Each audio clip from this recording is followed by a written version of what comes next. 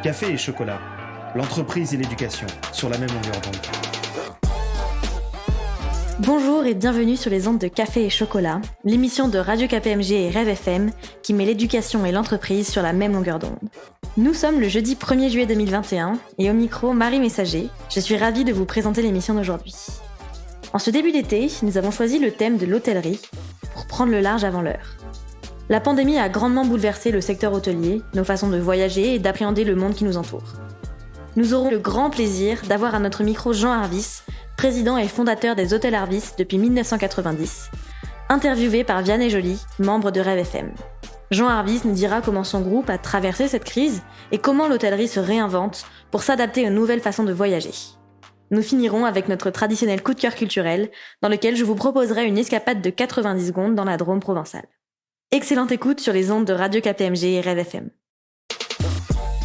L'interview.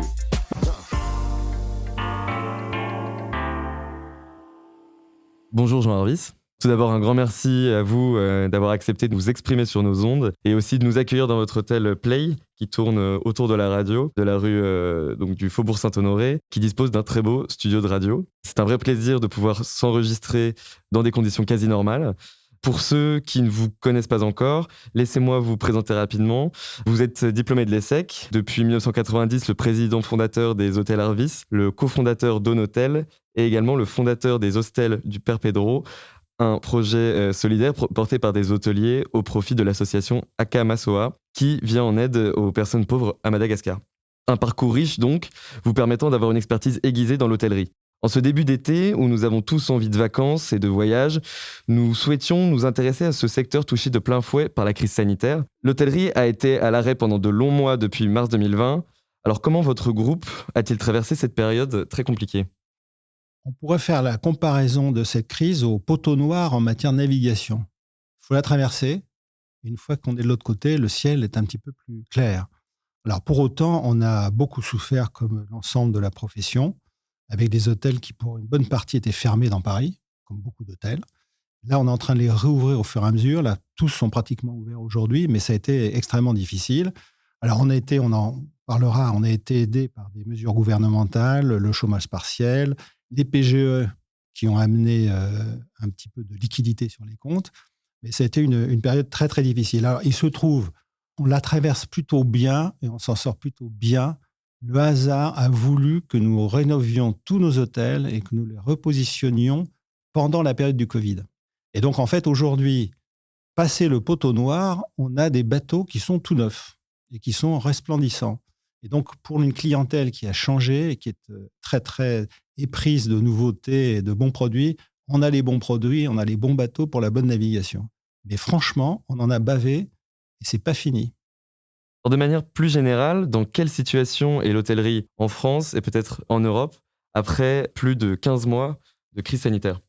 Alors, l'hôtellerie est quand même extrêmement tapée, hein, c'est clair. Alors, c'est différencié selon les régions. Il y a des régions touristiques qui ont connu un bon été. Donc, si vous allez sur l'île de Ré ou sur Belle-Île, les hôtels ont plutôt été blindés cet été. Donc, il y a eu, je dirais, du rattrapage. Par contre, dans les hôtels centre-ville, comme c'est le cas de nos hôtels à Paris, et c'était le même cas à Londres, à Munich, à Milan, où vous voulez, la situation a été extrêmement difficile. En fait, je dirais que c'est assez cruel à dire, mais soit vous avez la trésor, soit vous n'avez pas la trésor. Dans tout cela, il fallait, avant la traversée du poteau noir, avoir quelques vivres dans les soutes pour traverser cette période. Et les PGE, par contre, ont apporté une trésorerie qui, merci au gouvernement de nous avoir aidés en cela, mais c'est quand même une trésorerie qui est provisoire. C'est une picouse, on va dire, qui permet de traverser, mais pas sur le long terme. Donc, la situation reste très difficile en France, très difficile dans le monde en raison de ce qui s'est passé. On va voir surtout, je pense, la vérité va exploser, va arriver à la rentrée et à la fin de l'année où il va falloir commencer à rembourser les PGE. On va voir ceux qui sont encore debout et ceux qui ne sont pas encore debout. Il y aura forcément un peu de casse. C'est justement le sens de ma prochaine question. Vous avez parlé des prêts garantis par l'État. Les aides gouvernementales vont donc bientôt s'arrêter en France. Comment voyez-vous la sortie de crise ? C'est vers la rentrée qu'on aura une issue ? Si vous voulez, bon, d'abord, en ce moment, on peut faire des prédictions, on ne peut pas faire de prévisions. Personne ne peut savoir ce qui va se passer. Je vais faire l'économie de vous parler des nouveaux virus, sinon On peut se prendre un comprimé de Prozac et passer à autre chose. Oui, les aides gouvernementales vont s'arrêter. On ne peut pas prolonger à l'excès une dette nationale absolument terrible. En fait, il va y avoir ceux qui survivent et ceux qui ne survivent pas. Je pense que la sortie de crise se fera positivement pour les établissements qui auront été bien repositionnés, encore une fois, qui auront été modernisés, qui auront compris qu'il y a un changement également de comportement dans la clientèle. Ceux-là vont s'en sortir.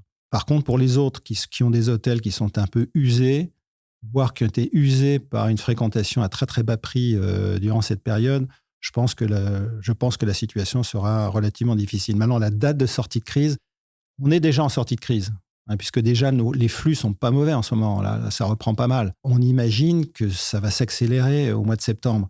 Maintenant, la véritable sortie de crise de l'ensemble de la profession, c'est pas 2022, non, c'est pas 2023. Moi, je pense que ça sera plutôt 2024. Ça veut dire que dans ce qu'on pense, nous, 2024, on espère retrouver le niveau d'activité qu'on avait en 2019. C'est à peu près ça. Je pense que la sagesse devrait nous pousser à ça parce que l'accélération va se faire lentement en fréquentation et par ailleurs en prix moyen chambre, sur le prix de vente, étant qu'il y a une concurrence qui est assez forte. Il y a actuellement pas mal d'hôteliers qui bradent. Donc en fait, si vous prenez un taux d'occupation qui va croissant, mais qui n'est pas extraordinaire et des prix moyens un peu faiblards, c'est ce qu'on appelle le RevPAR, va mettre un peu de temps. Donc la convalescence va être un petit peu longue.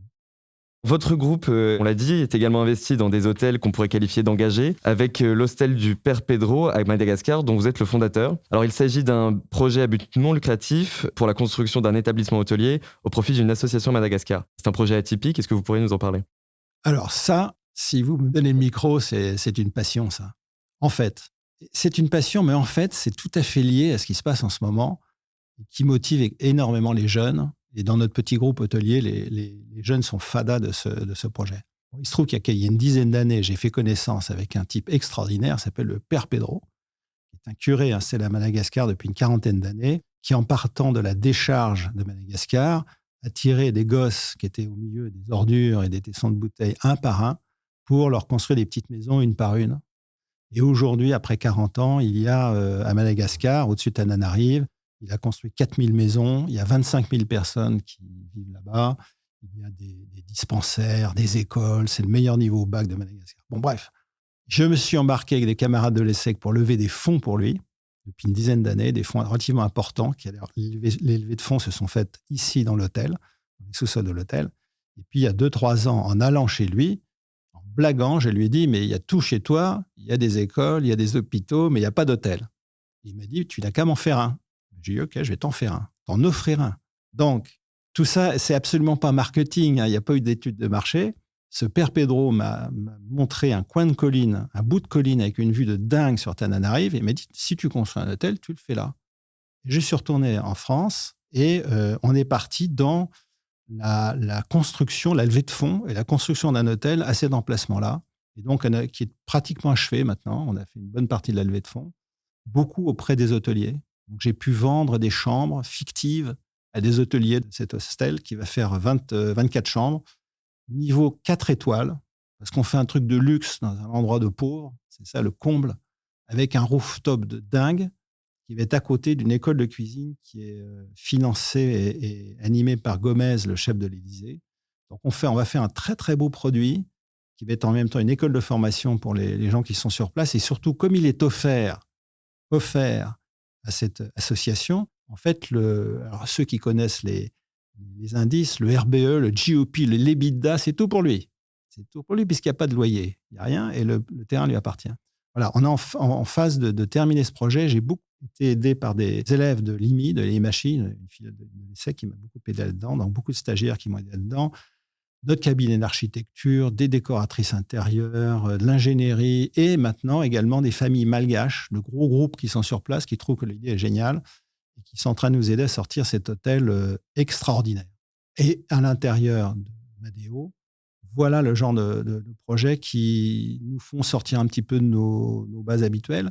On fait de l'hôtellerie, mais on fait de l'hôtellerie généreuse et ça plaît énormément. Et moi qui suis un petit peu bout de carrière, c'est un plaisir de monter cela. Le tourisme de masse pose de vrais problèmes écologiques, un sujet auquel la jeunesse est davantage sensible que les générations précédentes. Dans vos hôtels, quelle place faites-vous au développement durable?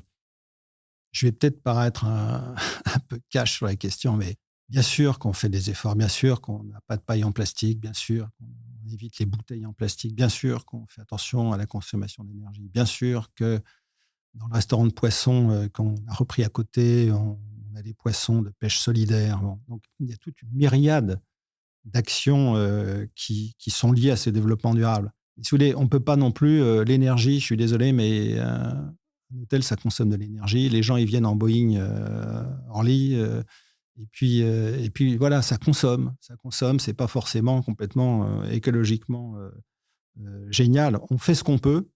Mais je pense que malheureusement, on ne peut pas éviter qu'il y ait une certaine consommation d'énergie, de matériaux dans ce qu'on fait.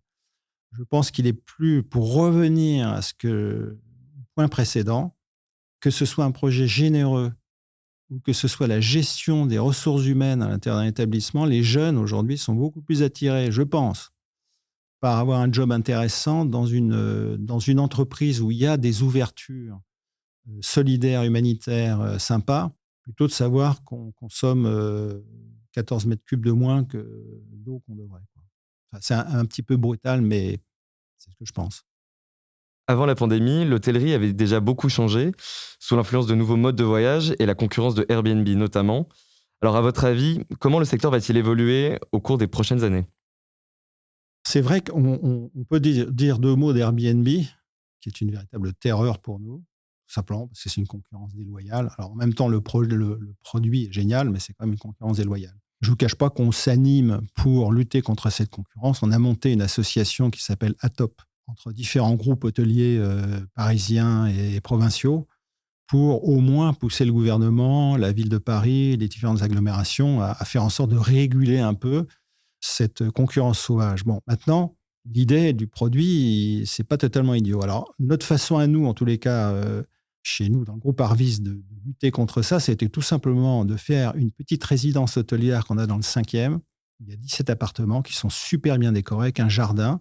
Donc, en fait, c'est un peu du Airbnb pro, avec évidemment une réception jour et nuit, des cuisines qui sont super équipées et beaucoup de services. Donc, en fait, les changements qu'il y a aujourd'hui, c'est vrai que les touristes, les voyageurs, surtout les jeunes, aiment bien voyager en bande, en famille. Ils n'ont pas forcément envie d'avoir l'aspirateur qui tape sur les portes tous les matins à 7 heures. Donc, ils aiment bien faire des choses par eux-mêmes. Donc, je pense que l'évolution, ça va être beaucoup des résidences hôtelières avec des appartements, mais extrêmement bien décorés, avec beaucoup de services. Par ailleurs, pour revenir à l'hôtellerie, alors bien sûr qu'il y a cette concurrence, on parle beaucoup de révolution, le monde d'après, etc.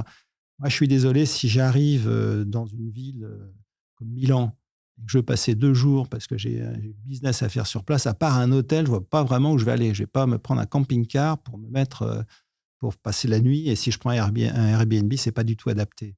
En fait, j'y pensais récemment, en fait, l'hôtellerie, il n'y a rien de plus moderne que l'hôtellerie parce qu'on vit dans un monde last minute. Les gens réservent souvent avec quelques heures d'anticipation. Le seul hébergement qui est capable de répondre à une vitesse fusée, c'est l'hôtellerie. Au bout du compte, je pense qu'il y a aussi une chose, c'est que les êtres humains ont besoin de relations humaines, ont besoin de se retrouver entre eux, ont besoin de quelque chose qui est charnel, quoi. Et à un moment donné, on va pas passer sa vie en Zoom, en visio et en Teams. C'est pas possible. Donc, je suis assez optimiste sur l'avenir de l'hôtellerie. Maintenant, ça peut pas être l'hôtellerie à la papa.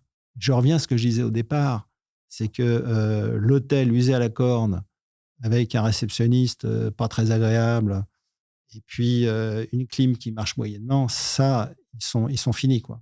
Et il faudra évoluer. On ne peut pas rester avec des hôtels comme on en faisait à l'époque de mes parents, et même à mon époque. Dernière question, on parle aujourd'hui de difficultés de recrutement dans l'hôtellerie. D'abord, comment vous analysez ces difficultés? Et pour une émission qui s'adresse en grande partie aux jeunes, comment vous convaincriez ces jeunes de vous rejoindre? Vous savez, les difficultés de recrutement, vous l'avez partout, quoi. Si vous interrogez votre plombier, il ne trouve personne, pas d'apprenti. Les menuisiers ne trouvent personne. Personne ne trouve personne, en fait. Bon, tous les métiers sont difficiles. Et l'hôtellerie n'est pas le seul métier où il y a carence. On n'a pas trop de problèmes dans notre groupe familial de recrutement, je pense, parce qu'il y a une ambiance sympa. parce qu'il y a une ambiance familiale et qu'on respecte les gens. Le respect, c'est très, très important.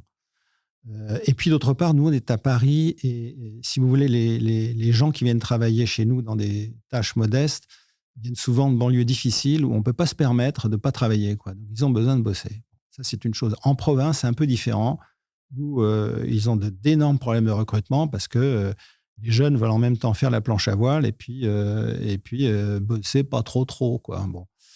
Mais le métier lui-même, en fait, si je m'adresse aux jeunes, le métier de l'hôtellerie, c'est un métier hyper complet, quoi. Et en fait, dans l'hôtellerie, vous avez de tout. Vous avez du marketing, vous avez de la technologie, maintenant énormément de technologie, surtout tout le digital, les réseaux, les réservations. Vous avez de la finance, parce qu'il faut financer des projets qui sont lourds. Vous avez du contrôle de gestion.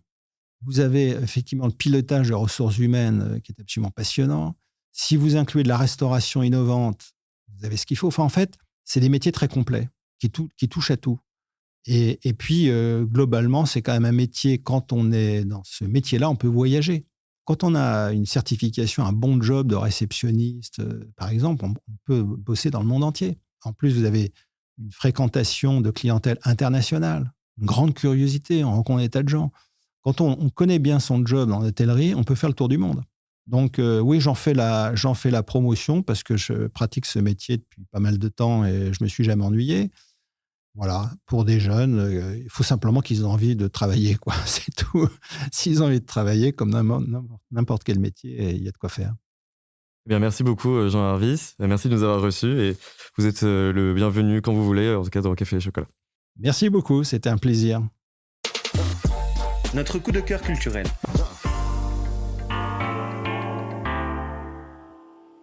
Aujourd'hui, notre coup de cœur culturel est un village de la Drôme provençale. Il s'agit de Grignan, considéré comme l'un des plus beaux villages de France, et plus particulièrement son château Renaissance, qui surplombe les habitations aux allures provençales.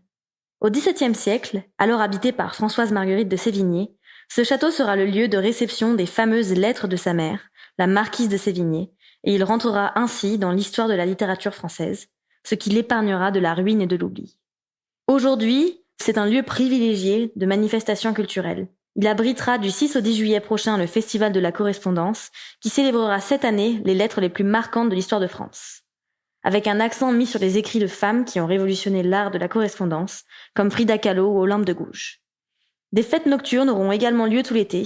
Vous pourrez ainsi assister à la pièce Fracasse de Théophile Gautier et profiter pleinement de la reprise des spectacles dans une atmosphère chaude et chaleureuse, au doux parfum de lavande. Vous pourrez alors loger ou vous restaurer dans l'un des magnifiques hôtels qui entourent le château, comme le Clair de la Plume et son restaurant gastronomique, ou encore la ferme Chapouton et sa vue sur le mont Ventoux. Vous pourrez vous promener ou vous balader dans les champs de lavande, goûter aux truffes locales, assister à un concert au château et vous perdre dans un village baigné de soleil. Grignan est le lieu idéal pour se dépayser en retrouvant nature et spectacle après une année de privation culturelle. Et vous, plutôt fête nocturne au château ou nuit paisible à l'hôtel ?